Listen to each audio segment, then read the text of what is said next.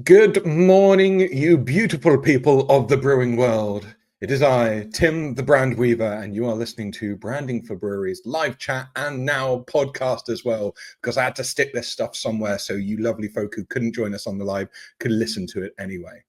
As I say, I am Tim, the brand weaver, brand strategist, consultant, and designer, helping to even the playing field for breweries out there when it comes to their branding and marketing so people can focus on what they do best, and that's make great beer. And today we are talking to the legend that is Jimbo of Ale and Audio.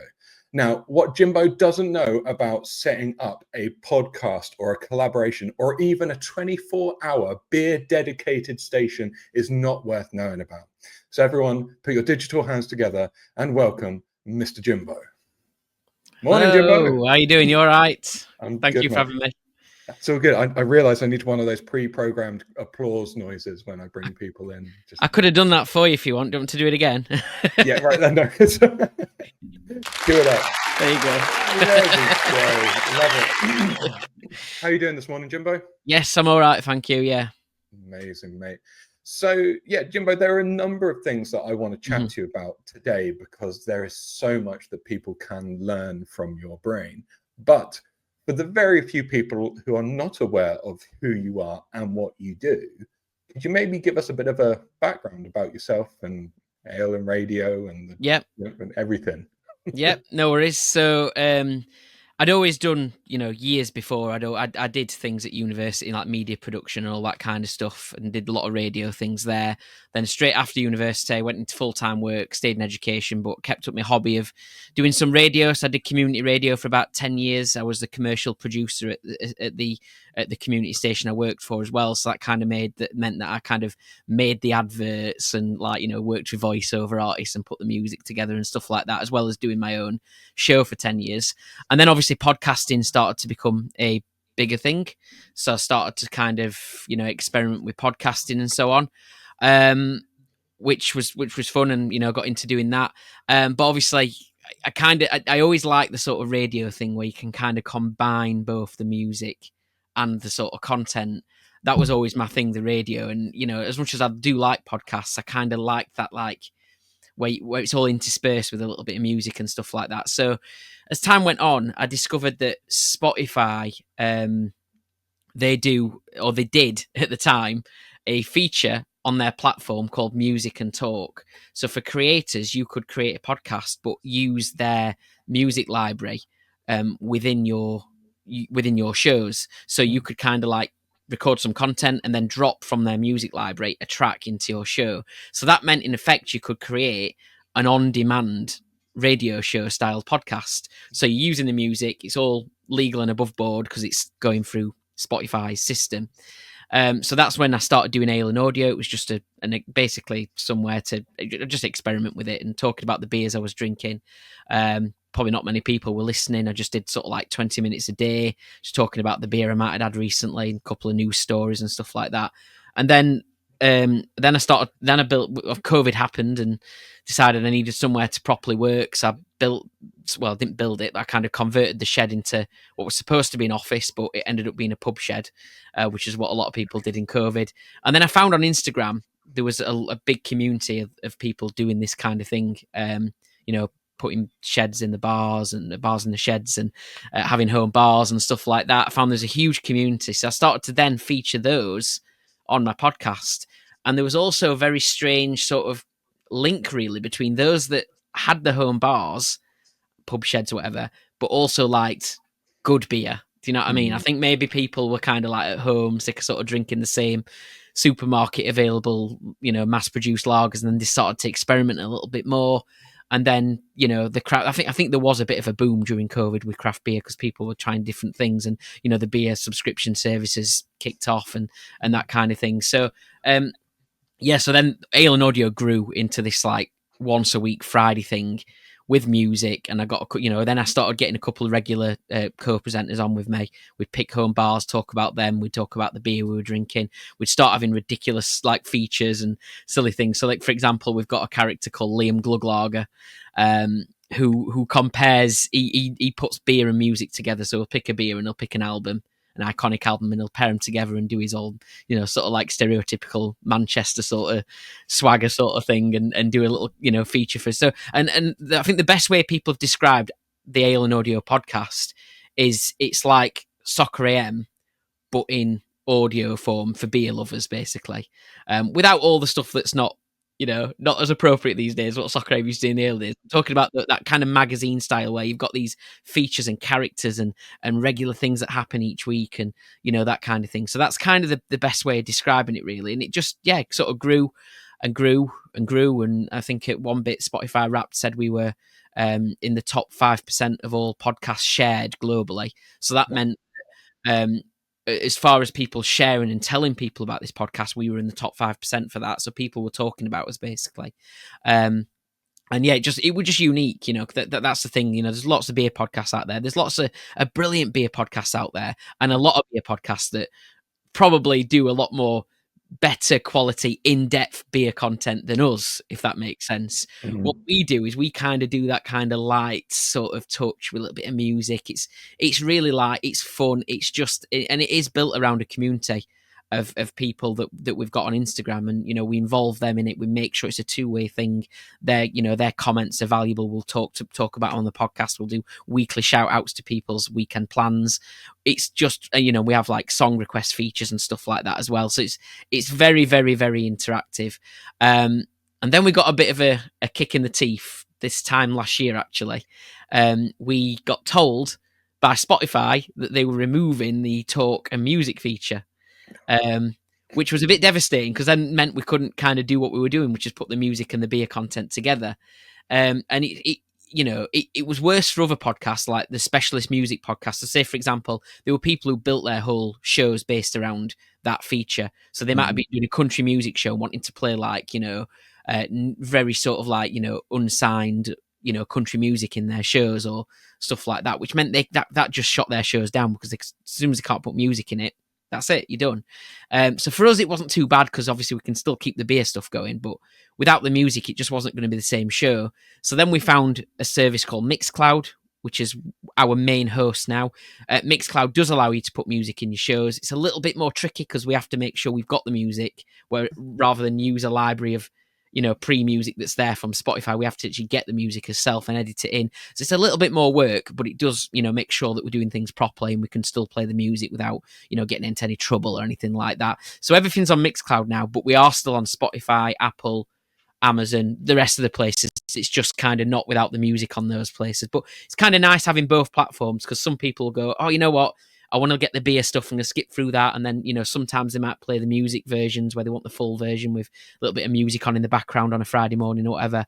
And it's still on demand on Mixcloud, so you can listen when you want. But because of the disappointment, for some people, it would be disappointing saying we're not on Spotify anymore, or it's not quite the same on Spotify anymore.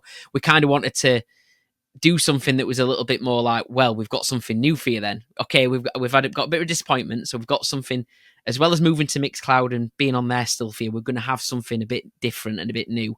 And I'd always, like I said, the interest in radio, and a couple of other people in the community, one of our kind of main guys on the radio with Ale and Radio with us now, Alan, he's got a lot of radio experience as well. So we decided that using Mixcloud's 24, well, basically streaming service that you get, we decided to start our own 24/7 beer-themed radio station. So it's now running constantly from the same computer that we're on, that I'm chatting to you from now. It's running 24/7. It's packed with beer content. Some of that's from the podcast, because obviously we create so much content for the podcast that we can kind of reuse it. We can make it timely. So if it's Valentine's week now, we can do features for Valentine's week. At the minute we've got a feature that we're going to start running called Love at First Flight, and it's about where people can tell us like what 3 beers first got them properly into good beer sort of thing. So we can make it very, very timely. And like, for example, on Halloween we ran a full week of like clips about haunted pubs and stuff like that, and the stories behind some famous haunted pubs and stuff. So we'll always make it topical, and yeah, we can use Tim, you was on there last week because we'd had a chat, and I split all that up and played it across the full week on the radio. So you can just drop onto the radio anytime. you'll hear the music, and then in between that, you'll hear little clips from industry experts, or even our beer community itself. They can record things on their phone, they can upload it to a link that we provide, and their beer review can be playing on the radio within 20 minutes. And I don't have to touch anything. It's just all like an automated sort of system that does it. We've got specialist shows on there, so if you want to listen to a bit of cheesy pop, you get that on a Thursday night, or straight after it, you might get a bit of a hip hop and rap takeover. We've got interesting features like Rap Artists, which is a short feature where one of our guys, who's kind of like our creative guy in our sort of team, he talks about his favourite can art and beer artwork, Rap Artists. So we've just got loads of features constantly running all the time, and it's hard to kind of hear lots of repeats because we're constantly flooding it with new stuff. And the benefit of the radio is, podcasts are very like, once you've done it, it's done, and then it's stuck in that time. Whatever you were talking about at that time, that's where it is. It's stuck. The radio stuff, we can it's a nice addition because it's topical. It's constantly topical. We can change it instantly. We can get new things on there straight away. If I'm out and about, if I'm in a bar, if I'm going to chat to a bottle shop, I'll record it on my phone. I'll upload it from the bottle shop, and it's playing on the radio more or less instantly. So it's that kind of like, and another thing is we can use it to, which is what we're going to talk about shortly. We can really use that to support the industry. We've got a great website to go with it, and this is a lot down to our tech guy, who's called Aidan. He's another part of the Ale and Radio. It's from the Two Daxons pub shed, actually. Another guy who found us, and we all started working together. But he's brilliant when it comes to coding and websites. So he's developed a really, really good website where people can interact and they can send us news stories. If you want me to just share the screen with you, so I can just show you what it looks like. Let's do it, dude. Like, this is the good stuff that those people in the brewing world will be like, okay, this sounds sweet. What's it about? How do I get involved? So let's see it. I mean, obviously radio is very, you think as radio as audio, don't you? But obviously in this day and age, we want something that's a bit more visual as well. So typically, I mean, this is the computer version of what Mixcloud looks like if you was to load it up on your computer. But if you did it on your phone, you'll get all this as well. But as you can see, it's a little bit like Sky Sports News, but we call it for Sky Sports News for beer lovers, or some people have said pissheads, but but you can see the news ticking along the bottom, so we'll have up-to-date news stories every day. We do have our own beer rating system as well. We're not trying to overtake Untapped, because that'll never happen realistically, because they're huge, but we are trying to kind of have like our own community-led beer rating system, so that we can see what our community are drinking, and we can try and develop a more fairer rating system.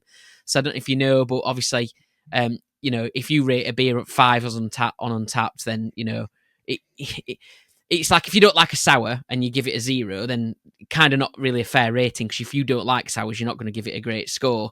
So what we do with our beer rating system is we let people fill in their preferences, if that makes sense, towards certain beer styles, so that when they go and give a rating to a beer, it's reflected based on their preferences. So if they give if they actually don't like sours at all, but they give it a 3 because they actually think that's quite good, then actually that 3 is worth a little bit more in our rating system, because that person doesn't usually like sours, if that makes sense. So we're trying to kind of reinvent that a little bit, and but mainly it's to be reflective of our community. But as you can see, it's quite interactive. We do have a chat, so people can chat. Each day they can check in and chat with us. We are up to over 33,000 streams already since last April. Our streams do reset. Unfortunately, Mixcloud resets every now and again, so we have to kind of keep a manual stream. So it's probably an undercount, if anything.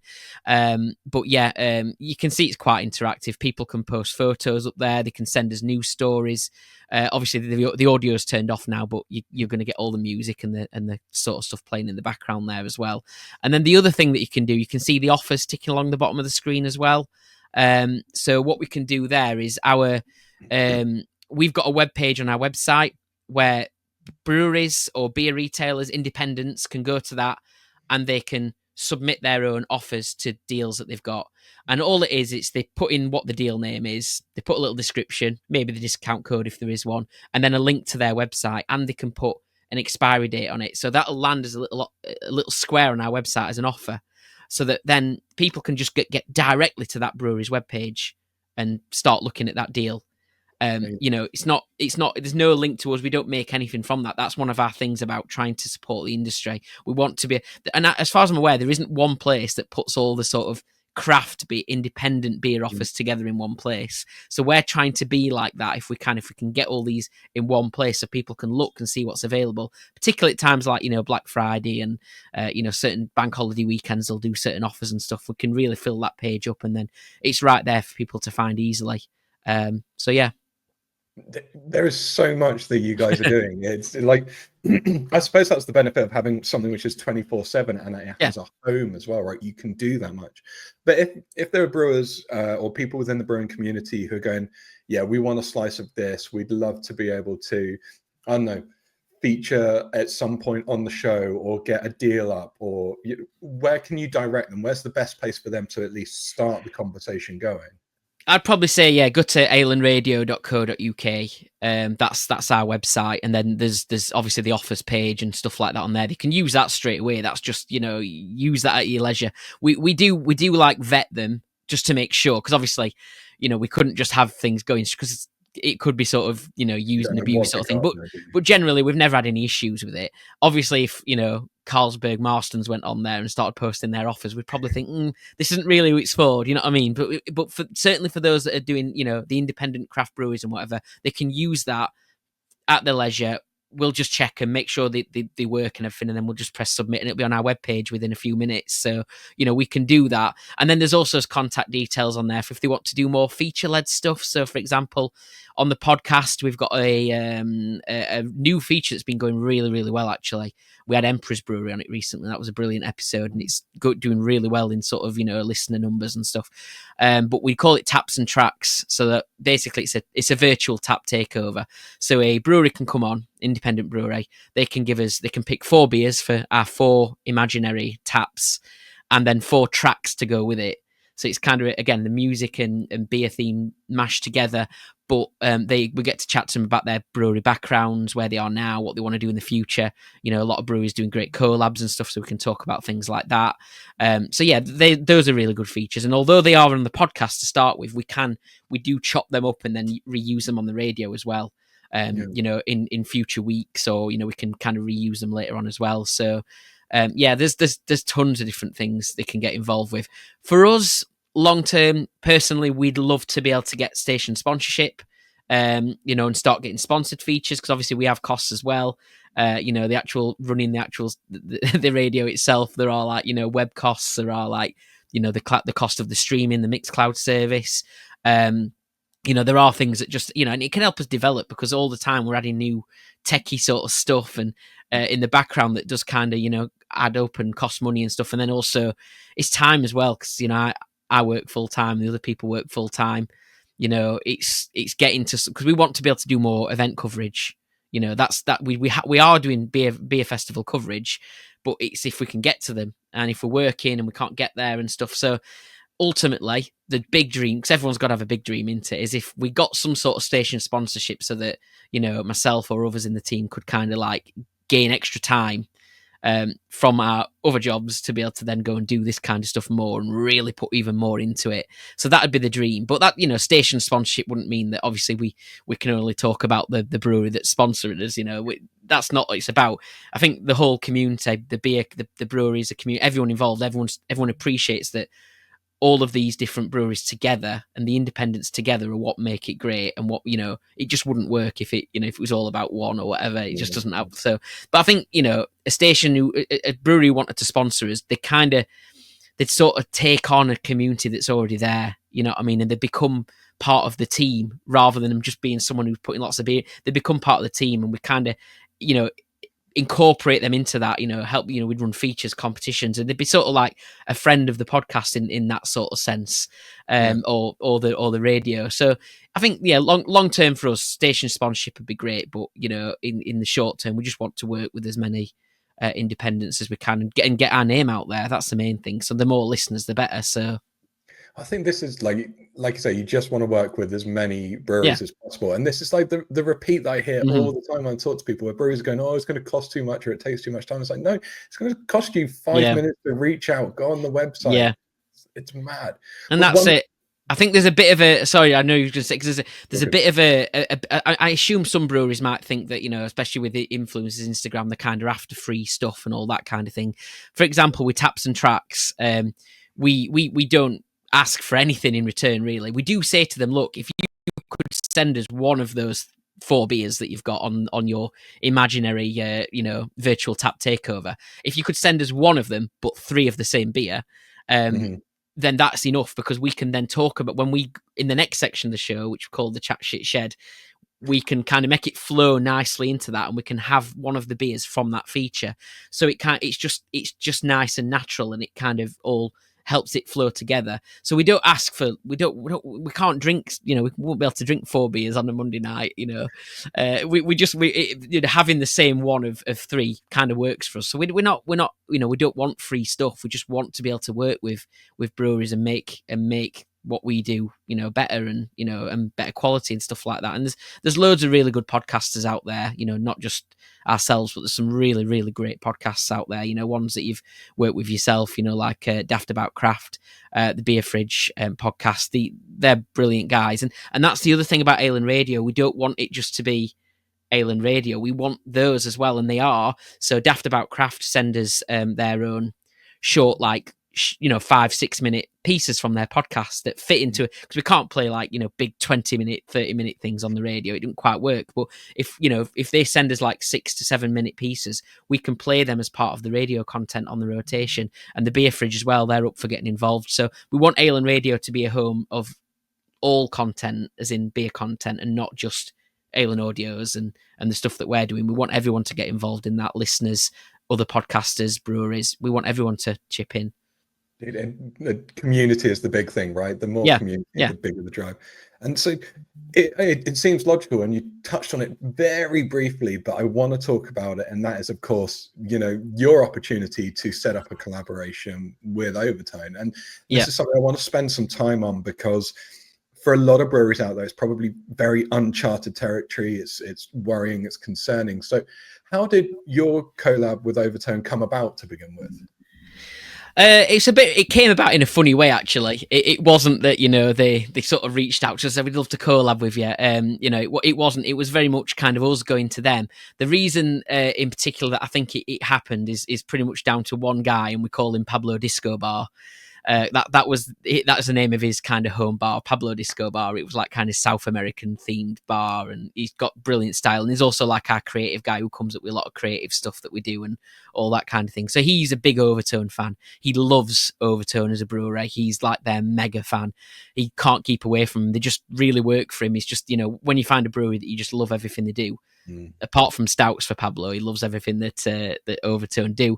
And he kind of developed over time, people found it.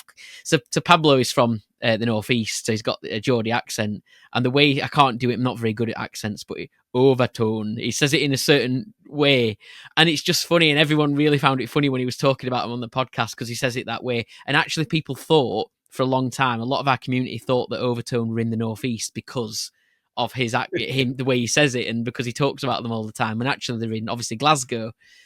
So over time, he kind of developed a silly hashtag on Instagram, Pablo Tone, and stuff like that. Hashtag Pablo Tone, and it just he sort of became an unofficial ambassador for Overtone. And obviously Overtone knew that, because they used to speak to him and stuff like that. And eventually, I think he sort of plucked up the courage to say, would there be any chance we could do a collab with you?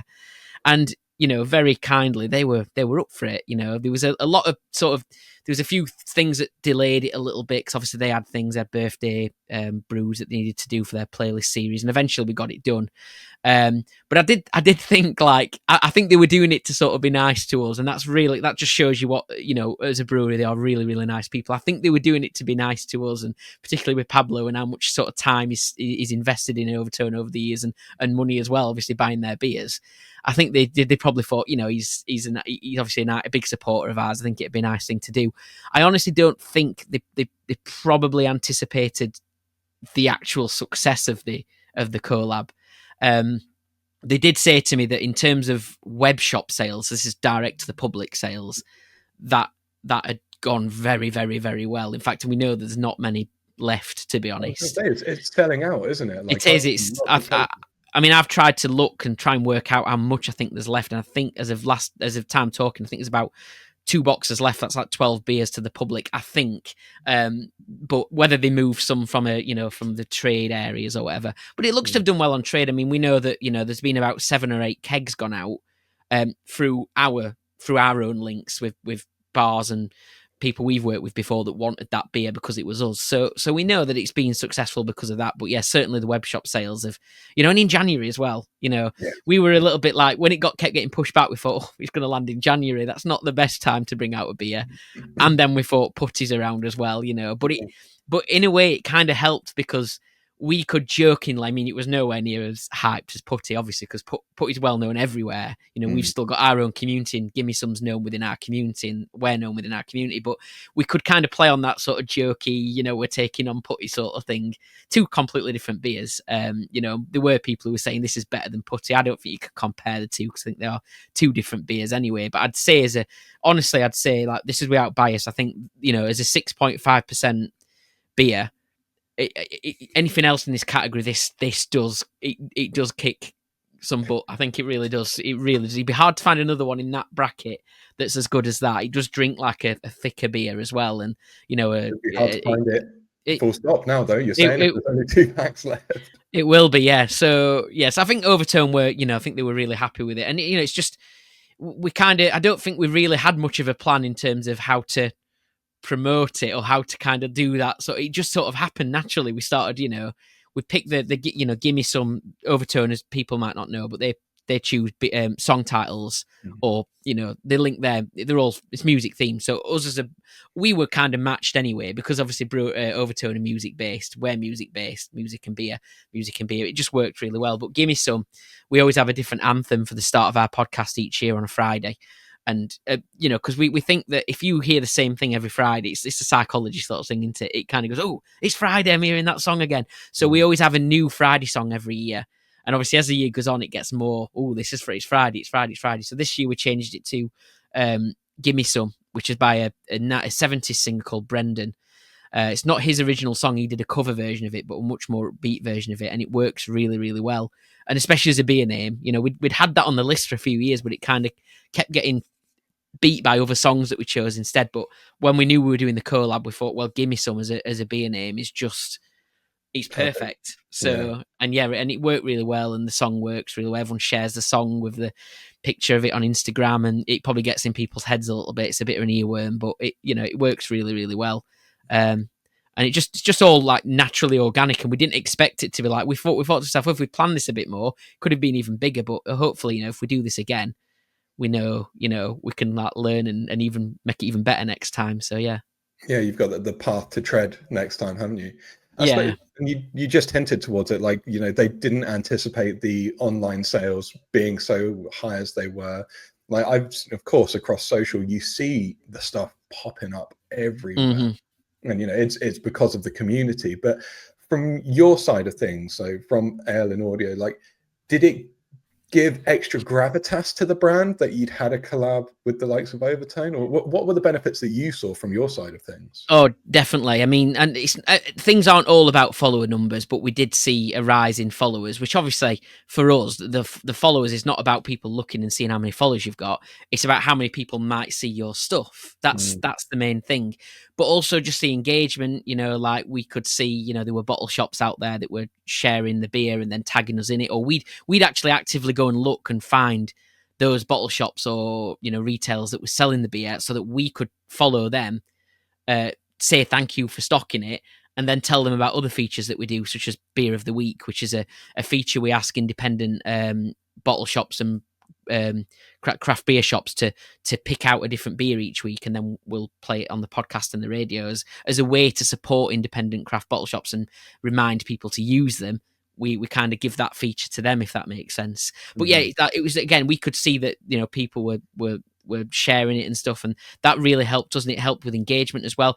Other breweries have have since sort of talked to us and have been a bit interested in what we do, and certainly maybe when we have sometimes reached out to breweries in the past, they might not have been either very quick to respond, or it might not have even got into their inbox, because what Instagram's like. If you don't follow someone, it'll get hidden, and and it's hard, because sometimes you see when you're contacting breweries to work with them, they don't it's hard for them to believe if you're genuine sometimes, and you know what I mean. And I think kind of the collab has given us that authenticity a little bit, so that going forwards, hopefully, more breweries will know, oh yeah, these are the guys that did the collab with Overtone, and Overtone have done some amazing collabs, you know, even in recent months, you know, Daya, Azvex, obviously the Emperors, they did, you know, one with Emperors as well. They've done, I think, Beak as well, Flock. There's just so many great names that they've worked with. So for us, it's giving us that authenticity, I think, is the main thing.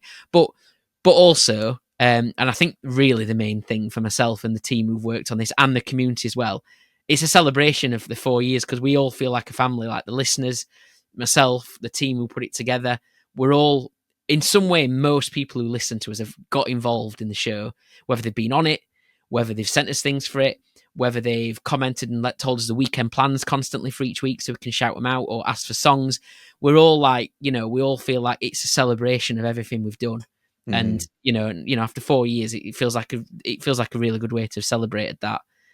So yeah, that's probably the main thing, really. I think it's phenomenal, especially for you guys. I'm sat here with the brewery head on, going, okay, if I wanted to do a collab, but you look at Ale and Audio, it's got a committed following, but you're not in the hundreds of thousands of followers and things like that. So what would you be saying to a brewery out there who potentially could be looking to collaborate, but they are worried because they're just focusing on follower numbers and things? Yeah, like, what I else think they need to think about? definitely follower numbers is the wrong thing to look at.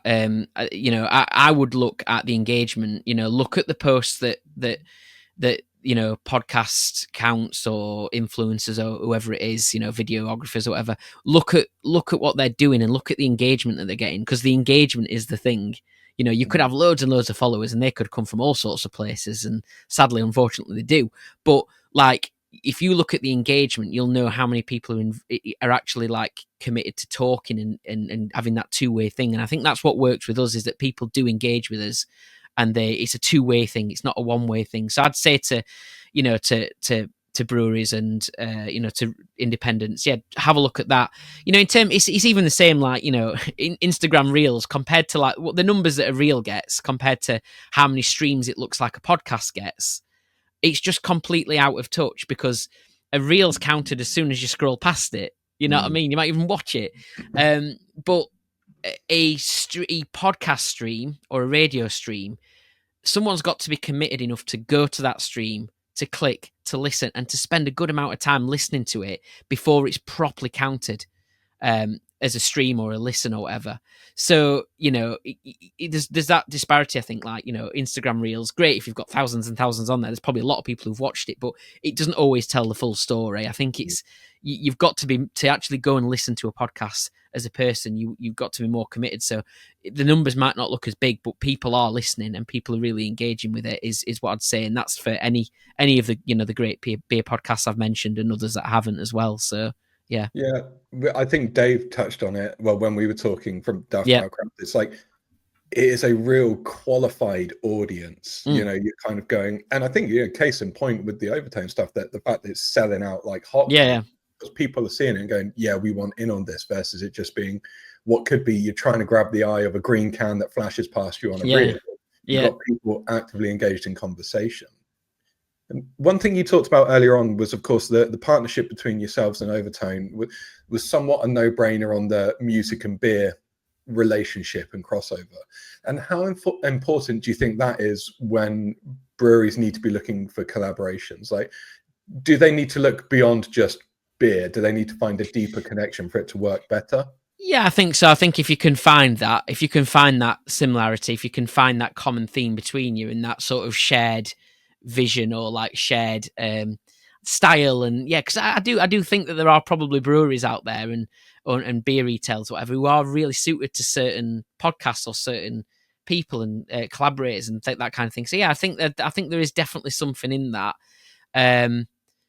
But equally, it doesn't have to be necessarily a theme like beer and music. It could be something like just a general passion or how you are. I mean, you know, we are, you know, we're not going to do loads and loads of beer collabs because it wouldn't work. You know, we don't want to constantly, for one, we don't want to just keep saying, you know, buy more beer from, you know, we don't want that. Like, you know, we do have some plans for the radio side of things, because obviously radio is a separate thing, and we are coming up to a year old. So I can say that we have got some plans coming up for the radio's birthday.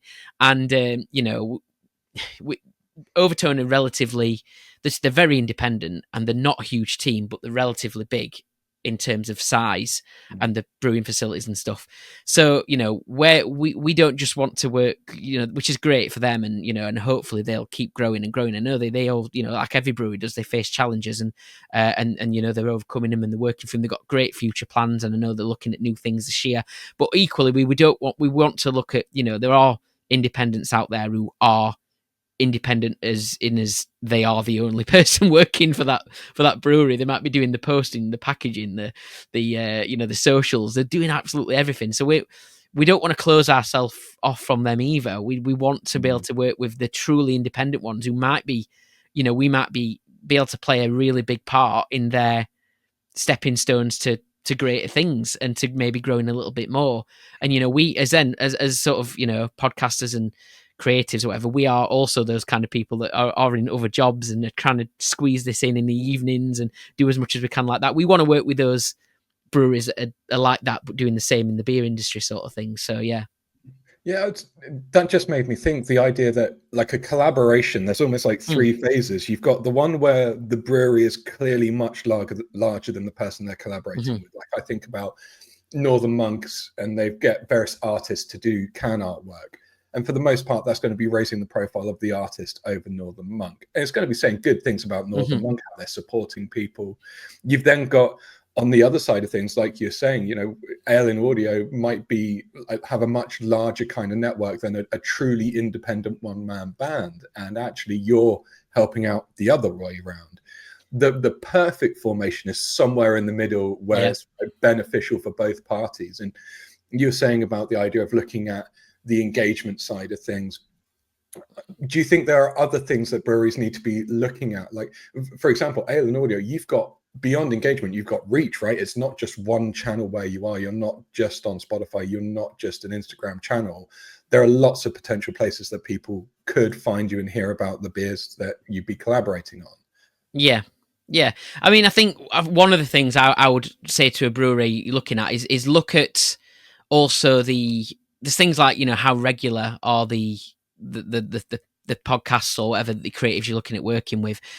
I know as a podcaster that it doesn't work if you just drop an episode randomly whenever you can do an episode. Unfortunately, you do have to be quite persistent.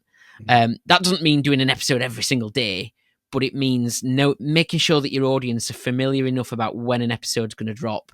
So, for example, for me, we always put ours out on a Friday, and I'll do 4 or 5 shows in a row, and then I'll have that week off. But people then expect that. They know that they'll be gone for a week, but then they'll be back with another 5 shows in a row for the next however many Fridays. And I think it's about having that consistency. And I think for breweries looking at working with podcasters or video outlets or whatever, have a look at their consistency and how they do things, because it does work. That kind of setup does work. But and have a look at as how far they are and how far they are out there. Like we made, we could have, for myself, when the Spotify thing happened where they cut off their music and talk feature, we could have just gone, right, we're not going to do Spotify at all anymore. I'd really fell out with them, to be fair. You know what I mean? Like, I wasn't happy, but obviously they're a huge platform. So I could have gone, right, I'm just going to stick everything on Mixcloud now because I can keep the music on there. But I thought, well, no, because you're not going to get those people who might just stumble upon you then. So people who are looking for beer podcasts on Spotify, they wouldn't find us then if we weren't on there. So I had to kind of make a decision to go, right, I'm going to have to edit 2 different shows here, which I practically do. I've worked out very quick ways of doing it now, but for those first few months, last sort of February, March, it was a bit of a nightmare because I was trying to, how am I going to do this? How have I got the time to do this? But then I realised some little hacks and quirks that I could use to try and make it a lot easier. So I made a decision to stay on Spotify, make sure we were on Apple and everywhere else so that we were there. Yeah, the music's not there, but listeners will know that they're listening to it and it'll come up saying, hey, if you want to listen to this with the music, head over to Mixcloud. So they know where to find us if they want that. So I think having a look at where your podcasts are and the reach is quite important as well. Like, I do think, Like this is the problem. We're moving from Spotify to all these other places. All our stats used to be in one place, so I could look at our Spotify stats, and people were only listening on Spotify because it meant we had music in the show. It wouldn't go to Apple, it wouldn't go to Amazon or Google or anywhere like that. It just was on Spotify because obviously it's their music library, so it couldn't push the podcast out anywhere else. But I could see all of our listeners in one place because all the numbers in one place. Now I've got to like physically add it up between all the different places, and Get the abacus out and work out your full numbers. and that's it. And we put the podcast on live on a we play it live on a Friday morning, so some people tune in for that live feel where they can actually talk in the chat as well. So on under the radio stream, they can join in the games or the conversation and stuff like that. So we have to count them as well. We have to kind of sort of how many people we think are listening now and add that together. So again, this is another reason for not just looking at streaming numbers and stuff like that because it just doesn't work. They're so dispersed and stuff like that. But being on all those platforms certainly does help. We do a bit of YouTube. I've made a decision not to do as much video stuff because I just don't have the time. But I do try and put like highlights on. I'll cut little bits out and just to kind of promote what we do. And some stuff we record, it's not suitable for audio because we were playing the other day. I was playing a bit of a random game of magnetic darts on the street. We just started doing it randomly, and I thought, well, listeners aren't going to be able to see what's going on, so I cut that out and I put it in on YouTube as an extra bit of content for people. So. But yeah, certainly looking at that, how far the reach is and where you're going. Like I say, you've got to be on those other platforms, even if they're not listening there, because you want people to go, I need a new beer podcast. Let's give this a go. It's got music in it as well. And then they might go, oh, great. Yeah, I'll carry on listening to that, or I'll find it on Mixcloud or whatever. So, yeah. I think it's, when my perspective of it is like the whole idea of, if someone was looking for a beer, like coming back to thinking about it from a brewer's perspective, shifting units, the whole idea of the sales funnel where you hear about this brewery and you immediately go down the funnel and you buy from them, it doesn't happen anymore. It's actually all these little touch points where you're like reminded of that beer, reminded of that brewery. So at that one time where you do go, oh, it's payday. Yeah, I might actually treat myself to a mixed case from a brewery I've never heard of. You've gone, oh yeah, it's those guys. I'll go for it. So this completely plays into the idea of going, reach multiple channels, different places, because like you say, you never know where that person's going to pop up and where they're going to be. Okay, let's talk about other collabs that you really admire or things that you've worked really, really well. Obviously, we can talk about the Overtone one, but that's just, banging your own drum. Like, what else is out there that you've gone, I'll tell you what, that was really cool? Yeah, I mean, there's some, there are other breweries doing some really good stuff out there, and other podcasters and stuff that are working really, really closely with other breweries and stuff. I kind of like, so obviously Beer Guide Worldwide. I'm guessing Cam, who's just brilliant. Like the passion he has for the industry and all the stuff that he does. And again, he's another person who's juggling so much different stuff, and you think, God, how does he find the time and all that kind of stuff? But he's doing it. You know what I mean? He's working really, really hard. He does lots of like collabs with like other people as well. So he will collab. He's got his own video stuff that he does, but he's working well with the the craft brew festivals, and then he'll be doing a lot with Daft About Craft as well. And they're kind of, I think it's the personalities coming together which people quite like, because we're all one community. But there might be Cam off doing his thing, and there might be ourselves doing our thing, or there might be like the English Beer Gentleman, for example. These are all different things, and certain people will like, be following one of those people and as more, watching more of their stuff than they might be one of the others. But when those people are coming together, it's quite cool because it's like people who are doing all this amazing stuff coming together, and it's kind of, I really do like that, and I hope to see more of that. And that's something that I'd obviously like the radio to be able to do a little bit more of, and pull these people together into one place a little bit more, because it is all these beer personalities and these people who are, because I know people who've said I don't even watch the telly anymore, I just look for all the content that you guys are making and stuff like that, because you can just sit there and find so much stuff to watch. I mean, Cam's videos, in terms of the travel stuff that he does, are just really, really good. And he's a great guy as well. He's really sort of like genuine, and and there's a lot of people out there like that. So I think, when they come together, that's what I really like. And I think just when we look at the breadth of a collaboration, because of course we've been talking about the idea of like audio connection, and then you've got your more traditional content creators like Cam. but then you can be industry adjacent, and you've got food collaboration. So working with, I don't know, hot sauce, or any kind of food creator, or directly with bands and musicians themselves, of course, or any where beer has some kind of inlet or it shares a similar audience to you. There's got to be so many options there, I would imagine, for people. The music one's been a big one as well, hasn't it? And that's certainly something we could explore, because obviously the music theme and stuff. But I do like the band collaborations that they've been recently. I know that like Shed 7, which is a good one for us with all our sheddies and stuff like that. But I know that they worked with people. And then recently there was it's not one my kind of music, but there was like a sort of like a metal sort of band collaboration. Who was Brewery that? They That was it, yeah. up with Bullet for My Valentine and Trivium, because they're in the middle of their tour right now, and they released a 6.66% hazy IPA for Bullet for My Valentine, obviously 666, number of the beast. It was a rice lager for Trivium, because of the cultural heritage of the singer, and that stuff has flown off again, and they've been selling it at the gigs, and it's been phenomenal. But again, they're big name bands that they tapped into there. But they've done it with smaller bands as well. Fightstar, who's the more rocky metal band of Charlie Simpson from Busted. It's all there, and I think that's a fantastic way to find a new audience, and potentially, especially when you're looking at a different generation of drinker these days who might not be actively looking for a beer but really involved in music scenes, then it's another really cool intro into it. Yeah, there's some really good one. I mean, and the one I didn't mention, which is a slightly different collab, but it was a really good thing for Polly's to do, and it kind of showed that family aspect that Polly's feel, that they sort of show off, the fact that everyone at the brewery is, really important and part of the whole setup.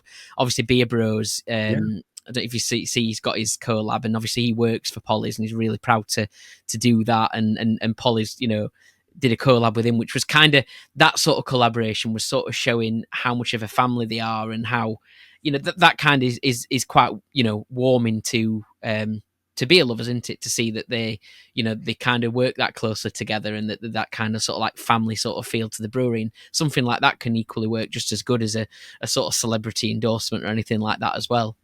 It all comes down to the message that you're trying to communicate through the collaboration, doesn't it? Potentially even more so than, what's the reach or how many units are we going to sell? Like, you've got to nail that. Why are we doing it? What are we trying to communicate before moving on to anything else? Yeah. Okay. So what about things that potentially might be red flags, or, are there things that you think you potentially would avoid in a collaboration? What might put you off? From our perspective as a podcast sort of thing. Yeah, because I'm also trying to think from a brewery perspective. Yeah. Well, for me as a podcaster, or like where we are at the minute, obviously I'd want to.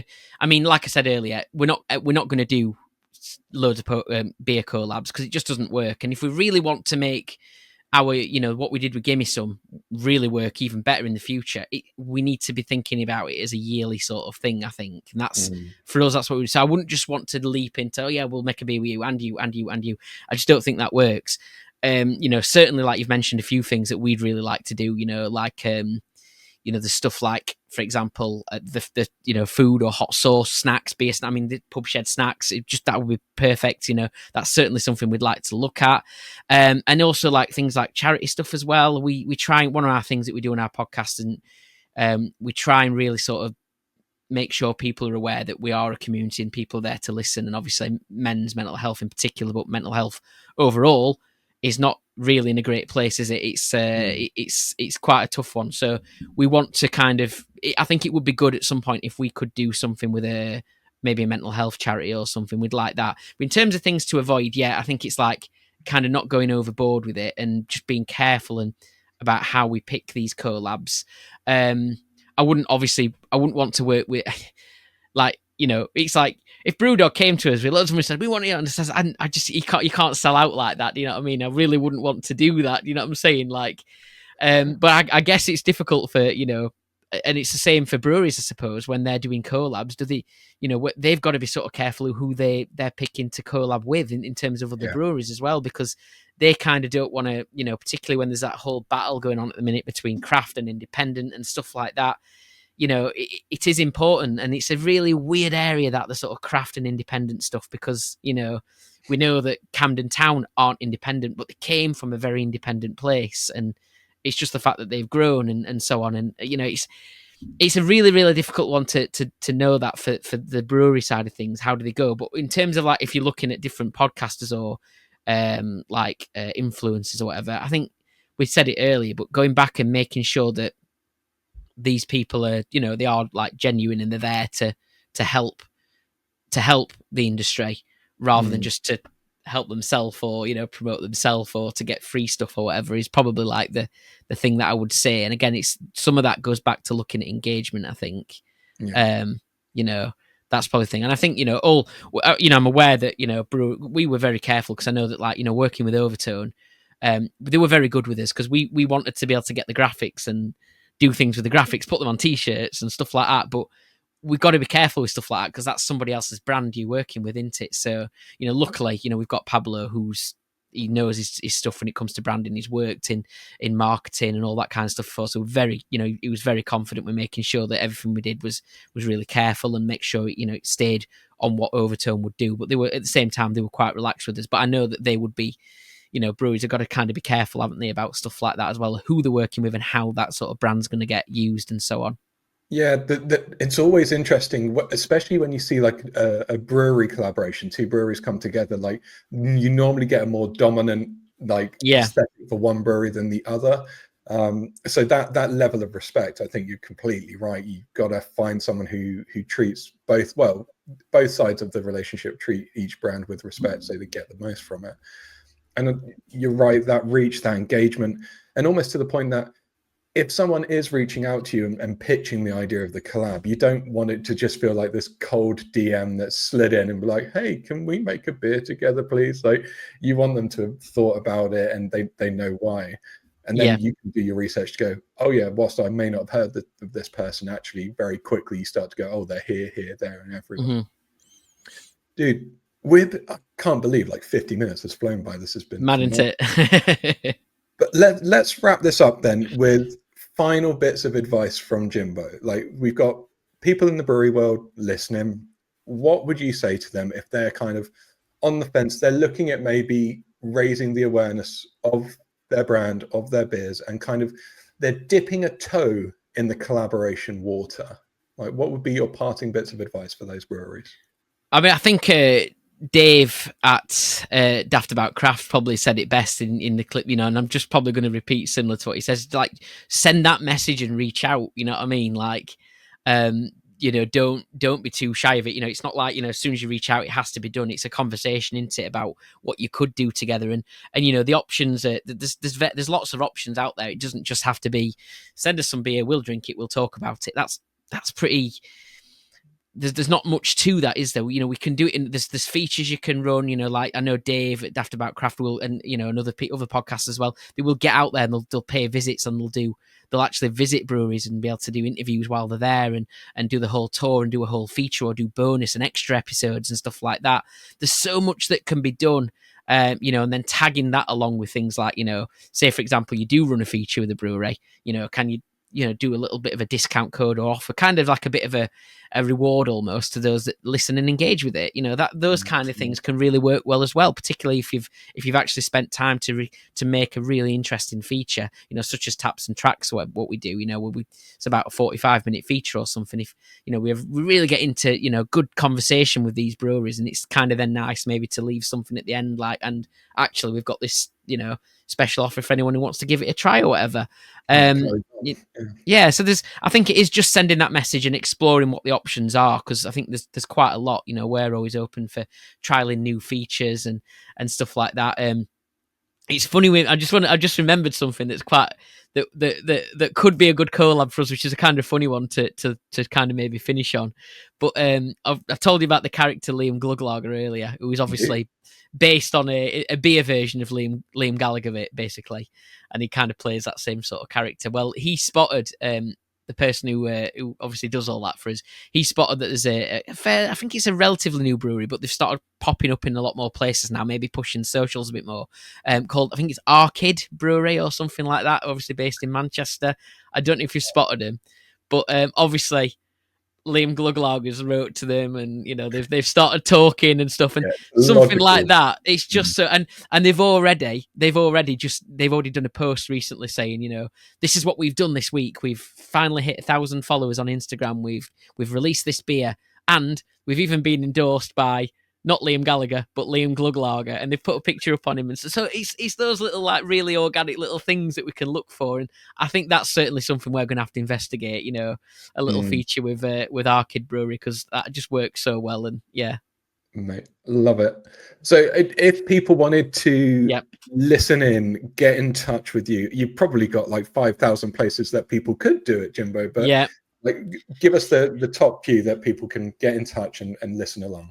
Yeah, I mean, Instagram's our big thing. Like, we are on Facebook, and that is sort of start slowly growing. But our community's on Instagram, so that's where I do most of the communicating. So at Ale and Audio, or at underscore at ale _and radio. I had to try and make them different, but you'll easily find stuff like this. Once you find Ale and Audio, you find Ale and Radio. There's the website aleandradio.co.uk. We are on it. We are everywhere. Like, as in terms of the podcast platforms, you will find us everywhere. If you land on Spotify and you're listening to it and you think, oh, this would actually be quite cool with the music as well, then just head over to Mixcloud. It is all free. You can. You don't have to subscribe to anything to be able to listen to us, apart from just follow us and that kind of thing. It's all free, with the music or without the music.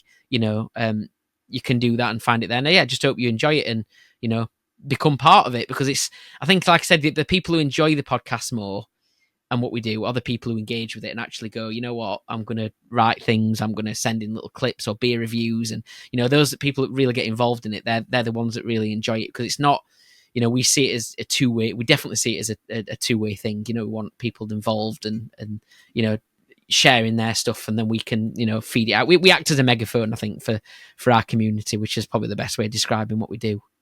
Love it. The big old beery megaphone. That's it. Jimbo, mate, this has been awesome. Thank you so much for your time. Like, I think there's so many things that people could take away from this chat. So again, man, thank you so much. Everyone else, thank you for listening. If you've tuned in live or tuning in later on, bless you all. You'll find me at Branding for Breweries on Instagram, on podcasts, and everywhere else. Jimbo, thank you for having me, Tim. Thank you, because I know you've been spending a bit of time working with our community. It's really good to that you're kind of stepping in there to maybe bridge that gap between the independents and the podcasters a little bit. That's really good. So yeah, thank you. Doing my bit to even the playing field, my friend. Everyone else, have a great day. Rock on. Cheers.